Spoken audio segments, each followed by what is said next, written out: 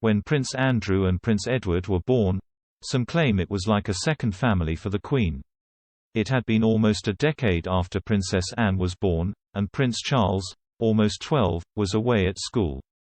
It is widely believed that the age difference between the brothers is one of the main reasons the Prince of Wales never really got along with Andrew and Edward and, over the years, rumoured brotherly feuds received a lot of publicity.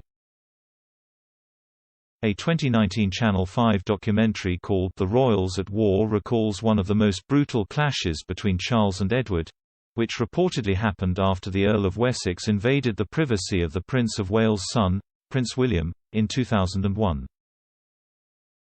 Royal author Katie Nicholl explained, "When Prince William was at university, and a very strict issue from the palace to the media had gone out, there was going to be a protocol when Prince William arrived and, after that, the press were to leave the prince alone. There was one camera crew that stuck around." Royal biographer Penny Junor noted that Prince Charles' press secretary found a film crew still loitering near the University of St Andrews, where William had chosen to study. She said, "They said we work for Prince Edward. So you know, we have got permission to be here."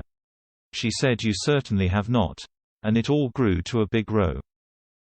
Ms. Nicholl claimed that led to Charles picking up the phone to Edward and in no uncertain terms, telling him he was an idiot and perhaps, a choice few words other than that. She added, "The message was quite clear. You have behaved inappropriately. Leave St Andrews immediately." Despite the clash, Prince Charles is said to have had a more bitter relationship with his other brother, Prince Andrew.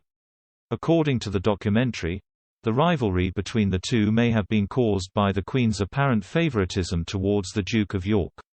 Throughout his childhood, the Queen's firstborn was notably distant from his parents. After Elizabeth was crowned, her and Prince Philip's busy schedule meant the prince was left in the care of nannies. On the other hand, Prince Andrew enjoyed a very different relationship with their mother instead. Ms. Nicholl explained, "The Queen was much more settled in her role. She was able to be much more hands-on with Andrew and Edward than she was for Charles and Anne. So perhaps there was a bit of envy in that regard." Royal correspondent Victoria Arbiter added, "Charles had already been packed off to school by then. He was at Gordonston, he was miserable, he hated it. And there is Andrew at home being rocked by Mummy and read bedtime stories and all the things that Charles probably would have wished he had been able to have if the Queen wasn't so duty-bound right at the start of her reign." Former royal butler Paul Burrell also explained how all the Queen's children jockey for position with their mother, but there is clearly a hint of favoritism. He said, "I know it sounds odd but it is true. Andrew has always been the Queen's favorite son. He has never done anything wrong in the Queen's eyes." Ms. Durer agreed.